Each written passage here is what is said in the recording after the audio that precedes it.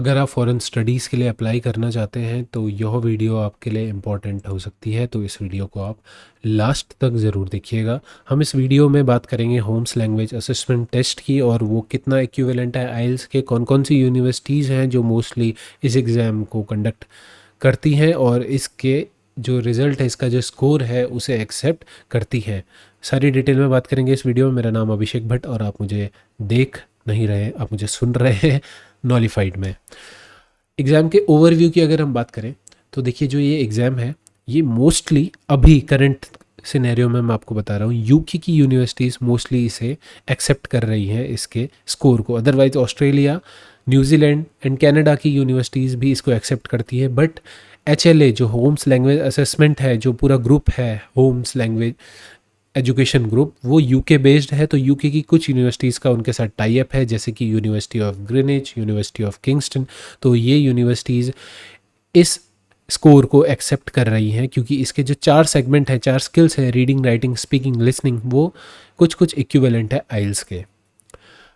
इस एग्ज़ाम की जो अच्छी बातें हैं वो मैं आपको पहले बता दूं, ये 24 आवर्स से पहले बुक किया जा सकता है। इट मीन्स अगर आज की मैं बात करूं तो मैं कल के लिए एग्ज़ाम आज ही बुक कर सकता हूं, तो जो कि बहुत अच्छी बात है। तुरंत में ये हो जाता है, टाइम इसमें काफ़ी ज़्यादा बचता है। दूसरी चीज़, 5 वर्किंग डेज़ में ये रिज़ल्ट बोलते हैं कि नॉर्मली 5 वर्किंग डेज़ में आ जाता है, बट मैं आपका पर्सनल एक्सपीरियंस बताऊं तो 2 दिन के अंदर रिज़ल्ट आ जाता है, 2 डेज़ में इजीली। आज आपने एग्ज़ाम दिया, कल आपका रिज़ल्ट का वेट करिए एंड परसों मॉर्निंग आपको रिज़ल्ट आपके ईमेल पे मिल जाएगा। ज़्यादा से ज़्यादा देर हुआ तो परसों इवनिंग तक आपको रिजल्ट मिल जाएगा। 5 डेज़ तो ये कहते हैं, उससे पहले आ जाएगा रिजल्ट, उस चीज़ की टेंशन नहीं है। अच्छा, बात करें कि कैसे करके ये आइल्स के इक्विवेलेंट है, तो जो इसकी इक्विवेलेंसी गाइडलाइन है, यहाँ पे ये B2 से ट्रैवल करते हैं C1 की तरफ। इनका जो ग्रेडिंग क्राइटेरिया है वो सिर्फ 3 स्टेप्स हैं, B2, B2 plus and C1, और ये 6.5 आइल्स के इक्विवेलेंट है। उससे ऊपर का ये अभी एसेस नहीं करते हैं as per now. Hopefully future में ये करें क्योंकि एग्ज़ाम अच्छा है, इजीली कंडक्ट होता है और सस्ता भी है। जैसा कि आप देख सकते हैं, 50 पाउंड इसकी सिर्फ फ़ीस है, जो कि 5,000 रुपये इंडियन करेंसी में है, और कुछ 170 के आसपास इसमें टैक्स पड़ता है जब आप ट्रांसफ़र करते हैं अमाउंट को, क्योंकि डायरेक्ट यूके और इनमें यूके और जो इनका इंस्टीट्यूट है HLA, वहीं पे जाके ट्रांसफ़र हो जाता है, तो थोड़ा टैक्स पड़ता है। तो 5,170 रुपये में आपका काम हो जाता है और काफ़ी जल्दी भी आप इसको कंडक्ट कर सकते हैं। आज एग्ज़ाम फिल करके कल ही दे सकते हैं, ठीक है। तो B2 से नीचे जो भी आएगा वो फेल की कैटेगरी में माना जाएगा। होपफुली अगर आप इस वीडियो को देख रहे हैं तो आपकी यूनिवर्सिटी ने बोला होगा कि B2 प्लस, B2 से नीचे किसी में भी नहीं आना चाहिए और ओवरऑल B2 प्लस आना चाहिए, ऐसा कुछ यूनिवर्सिटी ने कहा होगा। तो B2 लाना मीन्स एकदम लेवल पे 5.5 है एंड B2 प्लस यानी 6 है, ओवरऑल 6 है। C1 भी ओवरऑल आ जाए तो 6.5 है, बहुत अच्छी बात है। बहुत अच्छे से आप इसमें स्कोर कर सकते हैं, मैं आगे बताऊंगा कैसे। तो इक्विवेलेंसी गाइडलाइन फ़िलहाल यही है इसकी, 6.5 से ऊपर स्कोर नहीं आता है, यानी C1 से ऊपर कुछ भी स्कोर नहीं है, टॉप ही C1 है। बात करते हैं एग्ज़ाम के कितने स्टेप्स होते हैं। देखिए, एग्ज़ाम 4 स्टेप में कंडक्ट है। पहला स्टेप होगा स्पीकिंग। आइल्स से थोड़ा अलग है, अगर आप आइल्स दे रहे हैं तो घबराइएगा मत, आप आराम से इसे दे देंगे, कोई प्रॉब्लम नहीं होगी, कुछ एक्स्ट्रा तैयारी की ज़रूरत भी नहीं होगी। पहली स्टेज है स्पीकिंग, दूसरी है लिसनिंग, तीसरी रीडिंग एंड चौथी राइटिंग। 1 से 1.5 घंटे में ये आपका एग्ज़ाम कंडक्ट हो जाएगा। मैक्स टू मैक्स 1.5 घंटे लगते हैं इस एग्ज़ाम को होने में। 1 घंटे तो नहीं लगता, 1 से ज़्यादा लगता है क्योंकि बीच में थोड़ा इंटरेक्शन होता है। तो ये एग्ज़ाम आपका 1.5 घंटे में हो जाएगा। ये एग्ज़ाम फुली ऑनलाइन होता है, यानी ये जूम कॉल पे कंडक्ट होता है। एग्ज़ामिनर आपको देखता है, आप एग्ज़ामिनर को देखते हैं। पूरे टाइम आप दोनों एक दूसरे के सामने रहते हैं, आपकी स्क्रीन खुली रहती है, साथ में स्क्रीन को शेयर करना पड़ता है, जिस वजह से आप चीटिंग भी नहीं कर सकते हैं। तो ये चीज़ ध्यान रखिएगा, चीटिंग करने की तो ज़रूरत ही नहीं है, एग्ज़ाम ही काफ़ी ईजी है, बहुत ज़्यादा टफ तो है भी नहीं। तो आप इस एग्ज़ाम को दे रहे हैं तो अच्छी बात है, ऑल द बेस्ट आपके लिए, ठीक है। तो जूम के थ्रू ये होता है। एग्ज़ामिनर आपसे सबसे पहले 2 मिनट तक पहले चेक करेगा कि एग्ज़ामिनर जो कनेक्शन है आपका इंटरनेट वो स्टेबल है या नहीं है। कुछ इंपॉर्टेंट चीज़ें मैं आपको बता दूं जो शायद आपको इसकी वेबसाइट पे ना मिले। अगर आपका एग्ज़ाम किसी वजह से रुक जाता है, आप एग्ज़ाम दे रहे हैं, आप पहले स्टेज में हैं, आपका रुक गया एग्ज़ाम, इंटरनेट कट गया, कंप्यूटर बंद हो गया, लैपटॉप ऑफ हो गया, कुछ भी हो गया, तो आपको दोबारा से एग्ज़ाम रीस्केड्यूल किया जाएगा वाया मेल। तो घबराने की ज़रूरत नहीं है।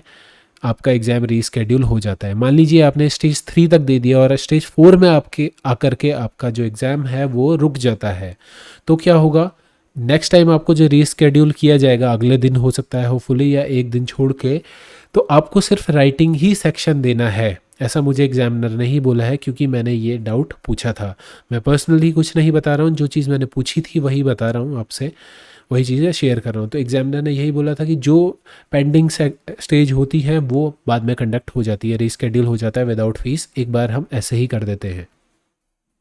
तो ये थी इंपॉर्टेंट चीज़ें इस एग्ज़ाम से रिलेटेड। हाँ, आपको अपना पासपोर्ट जो है वो रेडी रखना है, साथ में एक पेन एंड पेपर भी। पासपोर्ट अगर आप स्क्रीन में दिखा रहे हैं क्लियर नहीं दिख रहा है तो कोई बात नहीं, पास रखिए, नाम बोल दीजिए, फिंगर से इंडिकेट कर दीजिए कि यहाँ पे ये चीज़ लिखी है, यहाँ पे ये चीज़ लिखी है, एग्जामिनर समझ जाएगा। ठीक है, असेसमेंट का जो सैंपल है, जब आप एग्ज़ाम दे देते हैं लास्ट में आपका रिज़ल्ट आता है तो कुछ ऐसा आपका रिज़ल्ट दिखता है। हाँ जी, बिल्कुल सेम यही दिखता है जैसा कि इन्होंने अपनी वेबसाइट पे दिया हुआ है। ओके, आपका नाम होगा, आपका एप्लीकेशन आईडी होगी और नीचे आपका ये सारी चीज़ें दी होगी। एक्यूरेसी, रेंज, ये सारी चीज़ ऐसे ही लिखी होती है। तो स्पीकिंग में ट्राई करिए कि आप अच्छे से बात करें, राइटिंग में ट्राई करिए कि आपकी रेंज ज़्यादा हो। लिसनिंग तो बहुत ही ज़्यादा इजी है, उसमें तो मैं कहूँगा कि आप हर कोई C1 आराम से स्कोर कर लेगा, एंड रीडिंग में भी C1 हो जाएगा। थोड़ा प्रॉब्लम जो C1 में आ सकती है वो स्पीकिंग में, बिकॉज़ वो फ्लुएंसी वहाँ पे एक मैटर करती है, और राइटिंग में आ सकती है बिकॉज़ एग्जामिनर पे डिपेंड करता है कि आपको उसका आपका लिखा हुआ उसे कितना ज़्यादा पसंद आया। तो आपका ओवरऑल स्कोर कुछ ऐसा ही आएगा। किसी भी अगर आपका 2 में C1 आ जाते हैं तो आपका ओवरऑल स्कोर C1 बन जाता है। तो आप ट्राई करिए कि C1 ज़्यादा हिट करिए, अदरवाइज़ B2 भी बेस्ट है, B2 भी कोई ज़्यादा बुरा नहीं है, क्योंकि इनका क्राइटेरिया थोड़ा डिफरेंट है। तो आप अपने को कम मत समझिएगा कि अगर आपका B2 भी आ रहा है तो अच्छा स्कोर है B2 भी, क्योंकि आपने एक अच्छे से डिलीवर किया होगा एग्ज़ाम। स्टेजेस की बात करते हैं, सबसे पहले स्पीकिंग स्टेज की बात करते हैं। बहुत ही ज़्यादा ईजी है, पर्सनल एक्सपीरियंस बता रहा हूँ। जैसे ही आपका एग्ज़ाम स्टार्ट होगा, रिकॉर्डिंग स्टार्ट हो जाएगी और आपको पता भी नहीं चलेगा कि आपका स्पीकिंग ख़त्म हो गया। क्यों? क्योंकि एग्जामिनर आपसे सबसे पहले आपके बारे में कुछ पूछेगा, होम टाउन के बारे में पूछ सकता है, आपकी हॉबी के बारे में पूछ सकता है, फिर वो वही चीज़ पूछेगा कि आपको आपका होम टाउन क्यों पसंद है। ठीक है, फॉर एग्जांपल उसने आपसे पूछा आपके होम टाउन के बारे में, आपने बोला आई लिव इन जयपुर, और 2-3 चीज़ें और आपसे, आपके बारे में और होम टाउन के बारे में। उसके बाद जहाँ उसने क्वेश्चन किया कि आपको आपका होम टाउन क्यों पसंद है, क्यों, तो आप टास्क 2 की तरफ बढ़ चुके हैं, एक्सटेंडेड स्पीकिंग की तरफ आप आ चुके हैं। होम टाउन के बारे में आपने जैसे ही ज़्यादा बताना शुरू करा कि बहुत अच्छा है, पिंक सिटी कहते हैं, एक टूरिस्ट प्लेस है, मैं एग्जांपल बता रहा हूँ, काफ़ी सारी चीज़ें आपने बताई, तो आपका एक्सटेंडेड स्पीकिंग हो गया। उसके बाद जहाँ पे वो आपसे क्वेश्चन करने लग जाए कि अच्छा आपको क्या लगता है कि आपके होम टाउन में टूरिस्ट ज़्यादा आने की वजह से गंदगी बढ़ चुकी है, तो वो फॉलोअप क्वेश्चन हो रहे हैं। आप इजीली उसके साथ, एग्जामिनर के साथ कॉन्वर्सेशन के थ्रू ये वाला सेगमेंट तो बहुत इजीली कंडक्ट कर जाएंगे। बस ध्यान रखिएगा कि हड़बड़ाना नहीं है, फ्लुएंसी ना भी हो, रुक रुक के बोले सॉरी, पॉज ले लेके बोले, आप आराम से ये एग्ज़ाम को दे देंगे। इसका ये वाला सेगमेंट बहुत इजी हो जाएगा। जैसे ही नेक्स्ट सेगमेंट होता है, एग्जामिनर आपको बोलेगा कि अब लिसनिंग टेस्ट स्टार्ट किया जा रहा है। आपको एक ऑडियो सुनाई जाएगी जिसको आपको सुन के पहले बताना है इसका ओवरव्यू। तो ऑडियो इजी है, होती है, ज़्यादा टफ नहीं है। 2 बार का मुझे एक्सपीरियंस पता है 2 पर्सन्स का, तो वहाँ पे दोनों टाइम पे बहुत ज़्यादा टफ नहीं थी, बहुत इजी थी। तो आपको एक समरी बतानी है कि आपको उसमें से क्या क्या समझ आया लिसनिंग में। तो बहुत इजी है, क्योंकि ज़्यादा चीज़ें तो एक बार में नहीं डिटेल में एक्सप्लेन करनी है, क्योंकि 1 लाइन की समरी बतानी है। तो ये वाला सेक्शन तो हो जाता है। उसके बाद आपको एग्जामिनर दोबारा से वही साउंड सुनाएगा, ध्यान दीजिएगा, वही सेम साउंड सुनाएगा, और आपको कहेगा कि आप नोट कर सकते हैं, क्योंकि आपको उसके बाद सारी चीज़ें थोड़ा डिटेल में बतानी होंगी, रिपोर्ट करनी होंगी। तो मैं आपको ये सजेस्ट करूँगा कि आप मैक्सिमम चीज़ें नोट करिए। आप क्या करिए, सारे पॉइंट लिख लीजिए। अगर कुछ पॉइंट्स डिस्कस हो रहे हैं, सारे पॉइंट फटाफट शॉर्ट फॉर्म में जैसा आपको ठीक लगता है, शॉर्ट में सारी चीज़ लिख लीजिए। और उसके बाद जब आपको एग्जामिनर कहे कि अब आपको एक्सप्लेन करना है, तो आपको बस ये सारे पॉइंट्स को ही तो पढ़ के उसे डिटेल में बताना है, और वो आसानी से समझ जाएगा। बस ध्यान रखिएगा कि आप C1 के लिए अगर आप C1 हिट कर रहे हैं इस वाले में, तो आप कोई भी पॉइंट ना छोड़ें, सब लिख लें, क्योंकि आपको बस सामने जो आपने लिखा हुआ है वही पढ़ के बोलना है, तो उसमें कोई दिक्कत नहीं है, उसका कोई नेगेटिव मार्किंग नहीं है। तो ये चीज़ ट्राई करिएगा और आप बहुत अच्छा स्कोर कर जाएंगे। बात करते हैं रीडिंग की। यहाँ पे थोड़ा सिनेरियो चेंज हो जाता है। यहाँ पे जो एग्जामिनर है वो आपसे कहेगा कि अब आपको अपनी स्क्रीन को जो है वो शेयर करना है, तो आपको जूम के थ्रू स्क्रीन शेयर करनी है। अब आपका जो स्क्रीन है वो एग्जामिनर भी देख रहा है, तो ध्यान रखिए कुछ चीटिंग वगैरह मत करिएगा, इधर उधर से कुछ कॉपी पेस्ट मत करिएगा। यहाँ पे जब स्क्रीन शेयर हो जाएगी तो वो एग्जामिनर आपको कहेगा कि अपना ईमेल खोलिए। आप अपना ईमेल खोलिएंगे, घबराना मत, ऐसा कुछ पायरेसी वाली बात नहीं है, ईमेल को साफ रखिएगा बस। ईमेल खोलिए। ईमेल खोलने के बाद एग्जामिनर आपको एक क्वेश्चन सेंड करेगा ईमेल में। पहले वो आपको क्वेश्चन सेंड करेगा, उसके बाद आपको जो आंसर करना है वो ईमेल के रिप्लाई में ही करना है। तो सबसे पहला जो टास्क इसमें होता है वो है मल्टीपल मैचिंग। अगर आपने आइल्स दिया है या आप आइल्स की तैयारी भी कर रहे हैं, तो एक सेगमेंट होता है जहाँ पे कुछ पैराज लिखे होते हैं बड़े बड़े, एंड फिर उनकी कुछ हेडिंग दी होती है। तो ये सेम वही वाली चीज़ है, आपको हेडिंग बतानी है, पहली पैरा पे कौन सी हेडिंग फिट आएगी, दूसरे पे कौन सी, तीसरे पे कौन सी। मैं आपको फॉर एग्जांपल बताता हूँ, ये वाला जो टेस्ट है टास्क 5 रीडिंग, ये एग्जामिनेशन है मई में हुआ था, उसका ही क्वेश्चन पेपर है। देखिए ये 5 पैरा आए थे, आपको इनमें से ये बताना है कि हेडिंग कौन सी है। अब आपको लिखना कैसे है, अगर आप ये सोच रहे हैं कि मुझे आंसर कैसे रिप्लाई करना है उसी मेल का, तो सिंपल आपको कुछ नहीं करना है, आप ऐसे लिख सकते हैं आंसर ऑफ टास्क 5 एंड अपना डायरेक्ट आंसर लिख लीजिए। फर्स्ट का फॉर एग्जांपल बी, सेकंड का सी, थर्ड का डी एंड सो ऑन, ऐसे करके आप लिख सकते हैं। क्योंकि एग्जामिनर भी आपको देख रहा है तो वहाँ पे क्लैरिटी हो जाती है कि इन्होंने क्या लिखा था, और स्क्रीन पे रिकॉर्ड हो रही है, तो ऐसी कोई प्रॉब्लम नहीं है, आप सिंपल आंसर लिख सकते हैं, ज़्यादा कॉम्प्लिकेटेड करने की ज़रूरत नहीं है। एग्जामिनर आपको जब टाइम बोलेगा कि आपके पास 2 मिनट बचे हैं, वो आपको बताता रहेगा बीच में टाइम, तो ध्यान रखना आप अपना टाइम भी देखते रहना, और लास्ट में 1 मिनट से पहले पहले आपको रिप्लाई को सेंड कर देना है। फिर एग्जामिनर आपको कंफर्म करके बताएगा कि हाँ आपके पास उसके पास आपका जो रिप्लाई है, आंसर है, वो मिल चुका है। देन एग्जामिनर दोबारा से आपको नेक्स्ट क्वेश्चन सेंड करेगा, जो कि कुछ होगा रीडिंग टू राइटिंग वाला। वहाँ पे आपको क्या 10 मिनट मिलेंगे इस पूरे पैरा को पढ़ने के लिए, एंड पढ़ के आपको इसको एक सिंगल लाइन में समरी लिखनी है।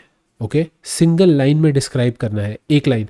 ध्यान दीजिएगा यहाँ पे जो वर्ड लिमिट है वो कुछ नहीं है, बट ऐसा भी नहीं लिखना है कि एक पैरा ही बन जाए, इतना ज़्यादा नहीं लिखना है। आप कॉमा का यूज़ करके, एंड का यूज़ करके, एंड और का यूज़ करके, बाकी अदर कनेक्टिंग वर्ड्स का यूज़ करके उस लाइन को लंबा कर सकते हैं। मोस्टली आपको मोटे मोटे जो पॉइंट है, एक ओवरव्यू, वो सारा का सारा इसमें डिस्क्राइब करना है अपने वर्डों में। कॉपी पेस्ट मत करिएगा, उसका मार्क्स हो सकता है कि एग्जामिनर इम्प्रेस ना हो, बट अपने वर्ड्स में अच्छे से लिख लीजिएगा और वही बस सेम रिप्लाई करके आप सेंड कर दीजिएगा। एग्जामिनर देख रहा है और वो रिसीव कर लेगा। फिर एग्जामिनर आपको राइटिंग टास्क भेजेगा।